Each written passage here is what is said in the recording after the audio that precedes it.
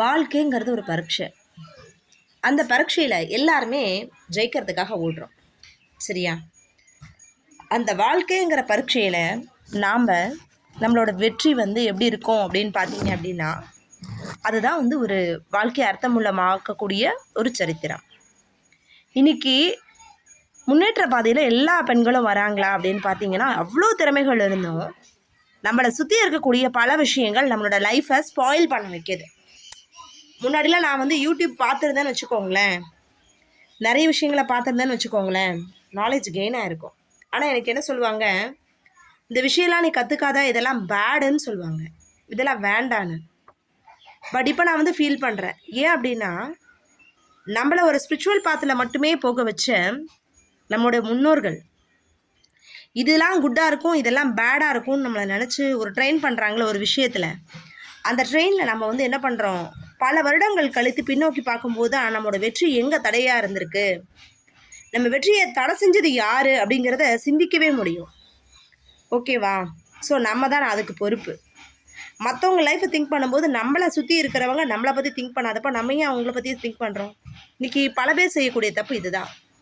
சரி, இப்போது இன்றைக்கி டாபிக் போகலாம். அப்பா எதுவுமே செய்யலைனா கூட நம்ம அப்லிஃப்ட் பண்ணுறாரு. Through the birth, through the eyes, what we are doing, they are getting the good deeds. Number 1. Okay, then number 2, இன்றைக்கி இருக்கக்கூடிய விஷயங்கள்லாம் இப்போ ரோட்டில் நடந்து போய்ட்டு இருக்கீங்க. ரோட்டில் நடந்து போய்ட்டு இருக்கும்போது என்ன பண்ணுது, காலில் செருப்பு தான் போட்டிருக்கீங்க, இருந்தாலும் உங்கள் காலில் வச்சு என்ன பண்ணுறீங்க, ஒரு முள் மேலே மிதிச்சிட்டிங்க. அப்போ அந்த முள் உங்களை குத்திச்சா இல்லை நீங்கள் முள்ளை குத்துறீங்க? முள்ளை மிதிச்சிங்களா? எல்லாருமே சொல்லுவாங்க முள் குத்திருச்சு, முள் குத்தி, அது மேலே தான் பழி போடுவோம். ஆனால் அப்படி கிடையாது.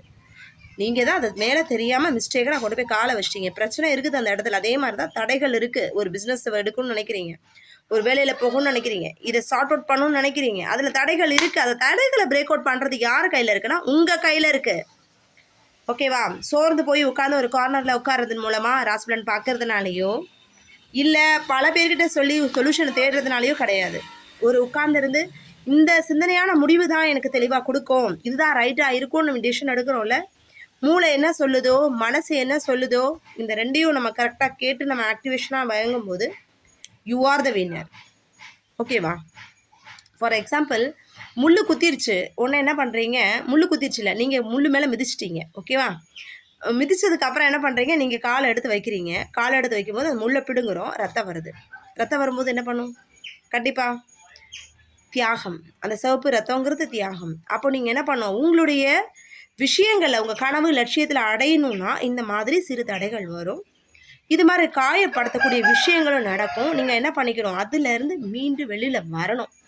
அதுக்கு நீங்கள் என்ன பண்ணணும், கண்டிப்பாக ஒரு ஹார்ட் ஒர்க் போடணும், இல்லை கடின உழைப்பு கொடுக்கணும். அதுக்கு ஒரு டைம், பர்டிகுலராக டைம் மேனேஜ்மெண்ட் ஃபாலோ பண்ணணும், அந்த சக்தியை தியாகம் செய்யணும். அப்படி பண்ணும்போது ரொம்ப என்ன பண்ணுவீங்க, சீக்கிரமாகவே இந்த லாபகரமான ஒரு வெகுமதியை உங்களால் கண்டிப்பாக பெற முடியும்.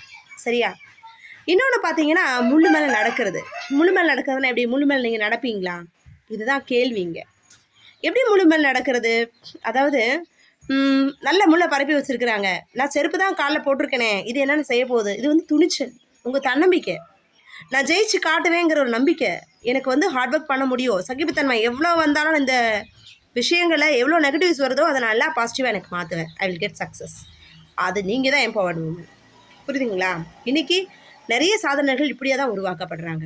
ஓகே, ஒரு வில்லிலேருந்து புறப்படுற அம்பு எப்படி அந்த இலக்கை போய் அடையுதோ, அதே மாதிரி உங்கள் லட்சியத்தை அடையிறதுக்கு குறி பார்த்து இருக்கக்கூடிய தன்மை உங்ககிட்ட இருக்கணும். முள்ளு மேலே நடந்தேங்கிறது இல்லை, அதெல்லாம் சகிப்புத்தன்மையை கற்றுக்குறோம். ஓகேவா? 2வது பார்த்தீங்கன்னா, சகிப்புத்தன்மை வளர்ந்துட்டு கடின உழைப்பை போடுறீங்க. ஸோ என்ன ஆகும், ஃபஸ்ட்டு உங்களுக்கு பெயின் வருது, அதுக்கு மருந்து போடணும், இல்லை ஆயின்மெண்ட் போட்டால் தானே அந்த புண்ணு குணமாகும். அதுதான் உங்கள் பிரச்சனைக்குரிய தீர்வு. ஓகே, லாஸ்ட்டாக என்ன பண்ணுறோம், சகிப்புத்தன்மையோட அந்த மெடிசனை நம்ம எடுத்துகிட்டு வெற்றியாகி குணமாக்கி வெளியில் வரோம்னா அதுதான் உங்கள் success. Okay, wish you all the best for all your efforts. இதே மாதிரி தான் நம்மளை சுற்றி இருக்கிற விஷயங்கள் எல்லாமே நம்மளை சஃபோகேட் பண்ணவே கூடாது. சொந்தமாக இருந்தாலும் சரி, உறவுகளாக இருந்தாலும் சரி, நண்பர்களாக இருந்தாலும் சரி, யாராக இருந்தாலும் சரி, வேலை பார்க்குற இடமா இருந்தாலும் சரி, நம்மளோட பிரச்சனைகளை நாம் நம்மளுடைய புத்தி கொண்டு அந்த தேவையற்ற சிந்தனைகள் எல்லாத்தையும் உடச்செறிஞ்சு முன்னுக்கு போய்கிட்டே இருக்கணும். அப்போ நம்மளால் ஜெயிக்க முடியும்ல. இன்றைக்கி பாருங்கள், நடக்கக்கூடிய பல விஷயங்கள் எனக்கு ஏன் நான் நினச்சதெல்லாம் நடக்கவே மாட்டேங்குது, அதுக்கெல்லாம் காரணம் என்ன, உடனே ஓடி போய் ராசிபலன் பார்ப்போம். அதுக்கப்புறம் வந்து சிலர்கிட்ட வந்து போய் கேட்டோன்னா இந்த பரிகாரம் போங்க, அங்கே போங்க, இங்கே போங்க, எல்லாமே இங்கே பிஸ்னஸ்ங்க. உங்களுக்கு ஏன் அந்த புத்தி வரல? நம்மளுடைய மூளையில் தூக்கிக்கிட்டே இருக்கீங்க அப்படின்னா என்ன பண்ணுது? நம்மளுடைய ஏதோ ஒரு வைப்பு நம்மளை தூங்க வச்சுக்கிட்டே இருக்கு. இன்னைக்கு இதே மாதிரி தான் நான் இந்த விஷயம் பேசும்போது she is a bad woman. என் ஃப்ரெண்டு தான் அவங்க கால் பண்ணி பேசும்போது, என்னடா பேட் உமன் சொல்லுது. உடனே என்ன பண்ணேன், சூரிய பகவான் நினச்சி ஓம் சூரிய தேவாய நமோ நமக அப்படின்னு சொல்லிட்டு என்ன பண்ணேன், ப்ரே பண்ணிட்டே இருந்தேன். கொஞ்ச நேரத்தில் அந்த இதில் இருந்து வந்தக்கூடிய விஷயம் என்னென்னா, அவங்களுடைய மனசில் இருக்கக்கூடிய குறைகள், அவங்க குழந்தைய பற்றின கவலை, அந்த பொண்ணை பற்றி கவலை, அவங்களுக்கு மயக்கம் வந்துகிட்டே இருந்திருக்கு. முன்னாடி அவங்களோட ப்ராப்ளம் தான் உள்ளே வந்து ஏதோ ஒரு கர்மாஸ் தான், ஏதோ ஒரு சோல் ஆக்டிவிட்டியாக நம்மளுக்கு வந்து பிரச்சனைகளை கொடுக்குது. அது தெளிவுபடுத்தும் போது அப்போ நான் சொன்னேன், you have this solution for this அப்படின்னு சொன்ன உடனே ஷீ இஸ் பிரைட். இதே மாதிரி தான் நம்மளையும் சஃபோகேட் பண்ணும். அதை அடுத்தவங்களுடைய தாட்ஸ், அந்த தாட் உங்களை டிஸ்ட்ராய் பண்ணும்போது you have to save on yourself. Okay, be alert and be aware. You are an empowered woman to reach your success. Wish you all the best. Okay, if you like this video, surely subscribe. நன்றி.